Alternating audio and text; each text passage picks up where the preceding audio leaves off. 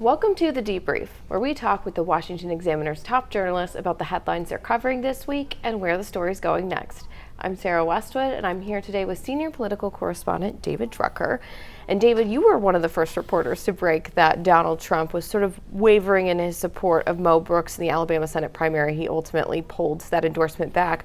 And now Brooks is begging Trump essentially to re-endorse him. Tell us about that. Yeah, not even essentially. He's just outright begging him. He's basically saying that Donald Trump did him a favor by getting rid of him because it was like a football coach. He writes this in a statement. It was like a football coach grabbing, a kid by the helmet and shaking him and like getting him in gear.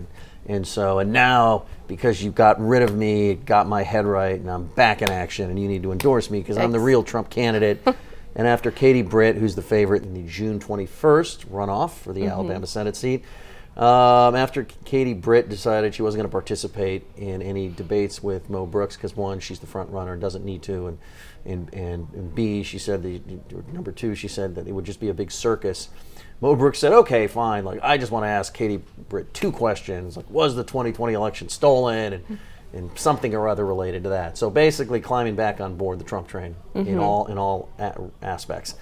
Look, I don't know if this will help Mo Brooks to beg Trump for an endorsement because one, Trump loves to be feted. He doesn't necessarily like to be begged.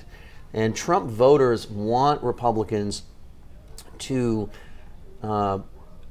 be aligned with Trump, and they certainly don't want Republican candidates to criticize Trump, but it never looks very Trump-like to them when you flay yourself in order to win Trump's favor. It looks very weak. It looks like the sort of mealy-mouthed politician that Trump criticizes all the time, and that's what Republican voters love so much about Trump, is he sort of called out all these weak-kneed politicians as they see it. And so I don't know this is going to help him. On the other hand, I don't know if he has anything to lose because even though he was, and he should be commended for this, able to resuscitate his campaign and advance to the runoff with Katie Britt, he still finished 15 and a half points behind her. She's very close to the 50% mark. She's got more money. She's working harder. She's got a lot of endorsements. She's got outside money that's helping her. And so, what has he got to lose by seeing if Trump takes pity on him and endorses him again, and maybe this is how he shoots back up.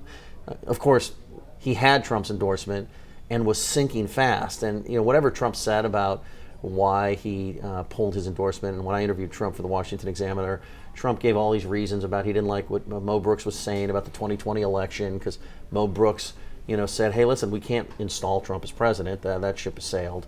I really think the reason Trump got rid of Brooks was because Brooks was about to lose, and it was going to look really bad for Trump's credibility as a kingmaker and an influencer in the party for the most pro-Trump state in America, potentially in Alabama, and it is potentially the most pro-Trump state in America, not caring what Trump said about who should be the next senator there. So we'll see if this helps Brooks. He's got a couple of weeks to make it happen. Lots has been said about the recall in San Francisco of the liberal district attorney, Chesa Boudin, but there's a lot of stuff that happened in the California primaries this past week. What were some of your takeaways? Well, look, I paid attention to that recall in San Francisco because in February, liberal voters in San Francisco, and this wasn't some Republican cabal or all the Republicans showed up, which they fit in a phone booth, if anybody knows what that is anymore, and the Democrats didn't. No, these are liberal voters in San Francisco in February recalled 3 members of their school board. And now here we are in June, and they're recalling the very liberal district attorney, not because they want a conservative, but because they want somebody who's going to be tough on crime and do something about the quality of life that has suffered in San Francisco. To the south, it was more of the same, but in a different way. There's an open mayoral race in Los Angeles because the current mayor is termed out of office.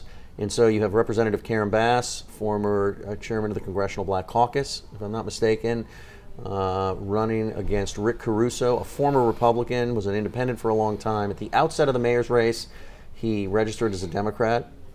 And in California's all-party primary, the top 2 finishers advanced to November regardless of party. And so Caruso was leading Bass with ballots still to be counted coming out of Tuesday's primary. And a lot of voters in California, in Los Angeles, I should say, they're still as liberal as they've ever been, but they do not appreciate the rampant homelessness rising crime, its impact of their quality of life.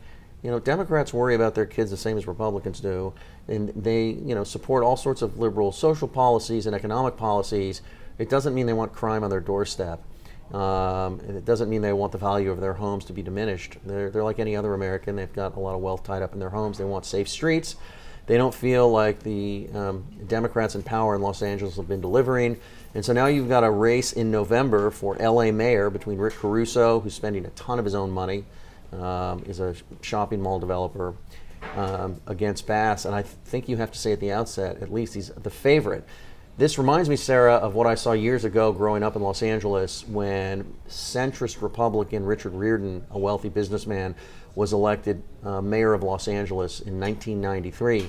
Why? Because Los Angeles voters were very upset with quality of life issues, including crime. Of course, back then they would elect you if you were a Republican, as long as you were a moderate or a centrist. These days you have to be a conservative Democrat, you have to have the D. But we've seen this before in Los Angeles and California. Very liberal state, but when quality of life issues suffer, they're going to make changes, and this could be one of those years. Well, David, thank you so much for being here today. You can get more reporting from David and the rest of the political team at washingtonexaminer.com.